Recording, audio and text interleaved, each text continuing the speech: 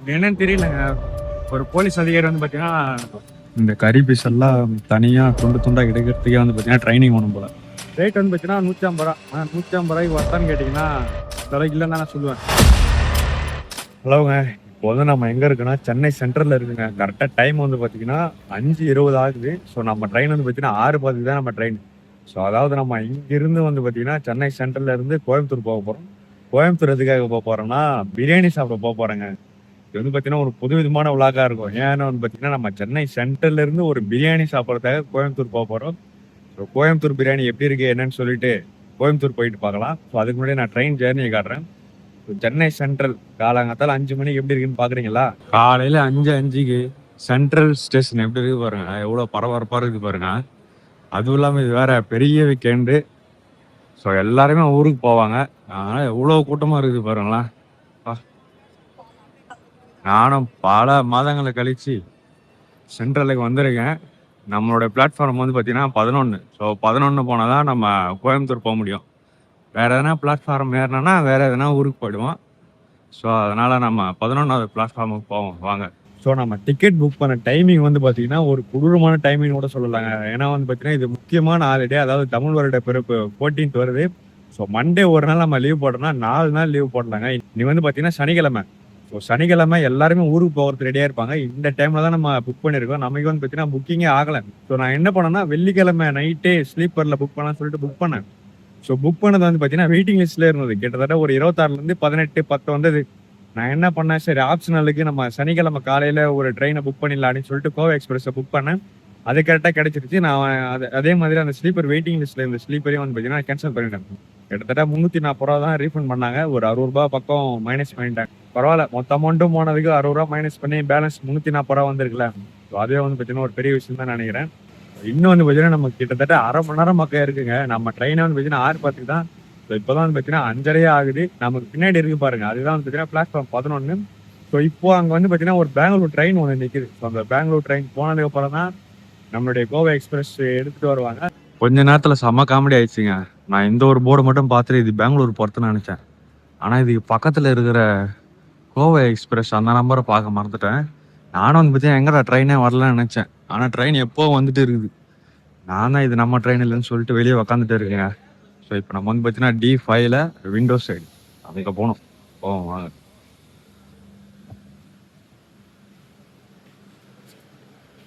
இந்த மூலையில் தான் நம்ம பார்ப்போம். நம்ம விண்டோ சீட்லேருந்து வெளியே பார்த்தா பாருங்கள், அந்த நேரு ஸ்டேடியம் தெரியுதுங்களா? சென்ட்ரலில் பாருங்கள், கூவாருன்னு நினைக்கிறேன். நம்ம ட்ரெயின் கிளம்பும்போது முக்கியமான ஸ்பாட்டாக இருந்தால் காட்டுறேன்.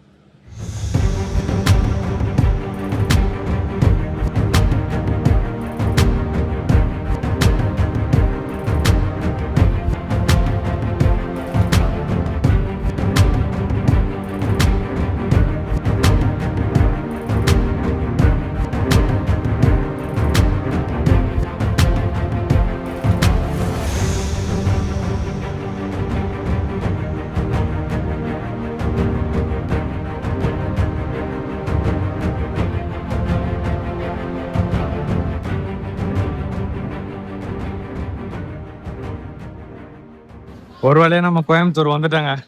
கிட்டத்தட்ட காலையில் 5 மணிக்கு ஆரம்பிச்சது. இப்போ டைம் வந்து பார்த்தீங்கன்னா 2:10 ஆகுதுங்க. ஸோ இப்போ தான் நம்ம வந்து இறங்கணும். கரெக்டாக எக்ஸிக்யூட்டிவ் பக்கத்துலேயே அந்த சுரங்கப்பாதை அங்கேயே நம்ம இறங்கிட்டோங்க. ஸோ அதனால் கீழே இறங்கி வெளியே போவோம். வெளியே போயிட்டு இந்த கோயம்புத்தூர் ரயில்வே ஸ்டேஷனை பற்றின ஒரு கதை இருக்குது, அந்த கதையை சொல்கிறேன். லாஸ்ட் டைம் நம்ம கோயம்புத்தூர் வந்து திருப்பி ரிட்டர்ன் சென்ட்ரலுக்கு போகும்போது என்னாச்சுன்னா, நான் இதே தான் டிக்கெட்டை புக் பண்ணேன். என்னன்னா நம்ம நைட்டு, அதாவது ரயில்வே டைம் தெரியாமல் நைட்டு 2 மணிக்கு நான் புக் பண்ணிட்டேன்.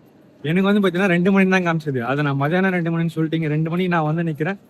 நம்மளோட ட்ரெயின் வந்து பார்த்தீங்கன்னா அந்த சென்ட்ரலே போயிடுச்சுங்க. நைட்டு 2 மணி அந்த ரயில்வே டைம் கணக்கு தெரியாமல் வந்து யூஸ் பண்ணி இங்கே ஜென்ரல் டிக்கெட்டை எடுத்து இப்போ நம்ம வந்து கோவை எக்ஸ்பிரஸ் அதே வந்து பார்த்தீங்கன்னா ரிட்டன் 3:10க்கு இங்கேருந்து கிளம்புது.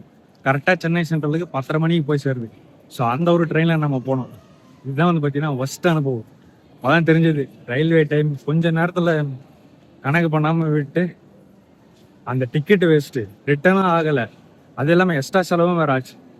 இதுதான் ஒரு சம்பவம். வந்தீங்கன்னா அந்த ட்ரெயின் புக் பண்ணும்போது அந்த டைமிங்கை கொஞ்சம் ஞாபகம் வச்சுங்க. எல்லாரும் 40 வயசு தான் புக் பண்ணி நினைக்கிறேன். எனக்கு ஃபர்ஸ்ட் டைமாக அந்த புக் பண்ணதுனால அது மாதிரி ஆச்சு. ஸோ இப்போ வாங்க நம்ம வெளியே போகலாம். ஸோ நம்ம வெளியே வந்துட்டேங்க. இதுதான் வந்து பார்த்தீங்கன்னா கோயம்புத்தூர் ரயில்வே ஸ்டேஷன். அங்கே ஒரு மொமெண்டம் இருக்குது பாருங்க.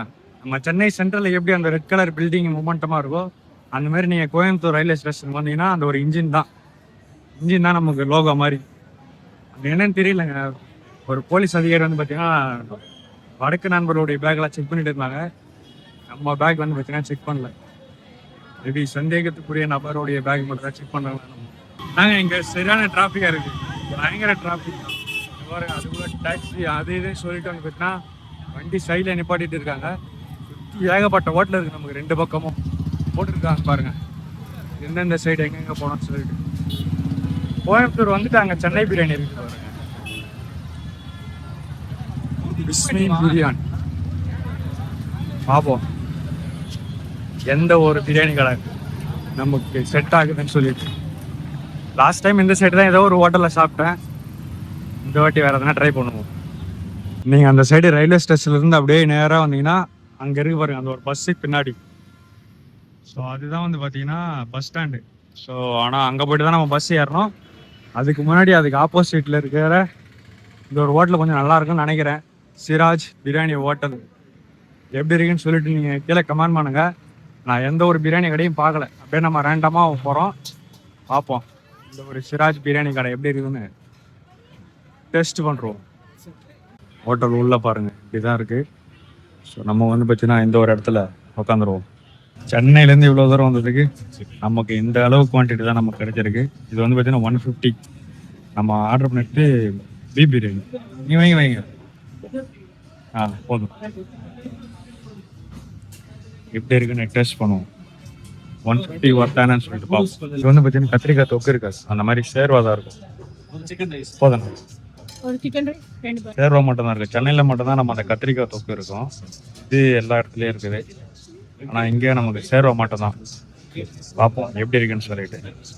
இந்த கறி பீஸ் எல்லாம் தனியாக துண்டு துண்டாக எடுக்கிறதுக்கே வந்து பார்த்தீங்கன்னா ட்ரைனிங் ஒன்றும் போல ரொம்ப கஷ்டமாக இருக்குது. பாருங்க, இது கூட போராட வேண்டியதாக இருக்குது பாஜக பண்ணுறதுக்கு. இந்த கறி பீஸ் இதில் வச்சுட்டு அப்படியே நம்ம சாப்பிடுவோம்.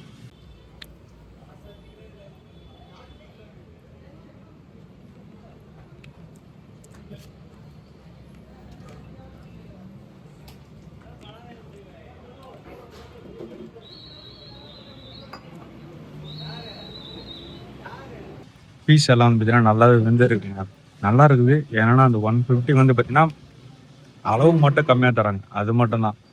மற்றபடி டேஸ்ட் எல்லாம் ஓகே தான். 100க்கு நம்ம ஒரு 80 மார்க் தரலாம். ஃபுல்லாக முடிச்சுட்டு மிச்சம் என்ன வைக்கிறேன்னு நான் உங்களுக்கு காட்டுறேன். ஒரு வேளையை நம்ம சாப்பிட்டு முடிச்சாச்சுங்க. ரிவ்யூ வேணும்னு சொல்லிட்டு வெளியே போயிட்டு கொடுக்குறேன் பிரியாணி எப்படி இருந்துச்சு. நம்ம வந்து பார்த்தீங்கன்னா பிரியாணி சாப்பிட்டோம். என்னன்னா சரியான காரங்க. நம்ம சென்னையை விட இங்கே அந்த சால்னா ஊற்றுறதுனால என்னன்னு தெரியல, காரம் பயங்கரமான காரம். இன்னும் கூட என் வாயில் அப்படியே காரம் அப்படியே இருக்குது. இப்போ நம்ம வந்து பார்த்தீங்கன்னா ரோடு கிராஸ் பண்ணி அண்ணாண்ட பக்கம் போனோங்க. அப்போ நமக்கான பஸ் வரும். பஸ் ஏறி வேற ஒரு இடத்துக்கு போக போகிறோம். ஸோ நம்ம வந்து பார்த்தீங்கன்னா கேரளாவுக்கு போக போகிறோம்.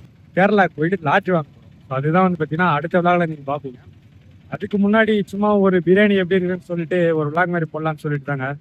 ரேட் வந்து பார்த்தீங்கன்னா 150 ரூபா. 150 ரூபாய்க்கு ஒர்த்தான்னு கேட்டிங்கன்னா அந்த அளவுக்கு இல்லைன்னு தான் நான் சொல்லுவேன். பயங்கரமான காரம். ஓரளவுக்கு பரவாயில்லைங்க. நம்ம கம்பேரிட்டிவ் நம்ம அந்த ஆற்காடு பிரியாணி அப்புறம் சென்னை பிரியாணி கம்பேர் பண்ணுறப்ப இங்கே அதே தான், ஆற்காடு பிரியாணி மாதிரி தான் இருந்தது. டேஸ்ட் வைஸ் ஓகே தான், ஆனால் காரமாக தான் இருக்குது. காரத்தை மட்டும் கண்ட்ரோல் பண்ணால் கரெக்டாக இருக்குன்னு நினைக்கிறேன். மேபி இங்கே இருக்கிறவங்க காரமாக தான் சாப்பிட்டாங்கன்னு சொல்லிட்டு தெரியுதுங்க. சரி, ஓகேங்க. இந்த ஒரு வீடியோ பார்த்தீங்கன்னா உங்களுக்கு பிடிச்சி நினைக்கிறேன். ஸோ சேனல் யாராச்சும் நம்ம சப்ஸ்கிரைப் பண்ணுங்கள். ஸோ அவ்வளோதாங்க, இந்த வீடியோ முடிஞ்சிச்சு.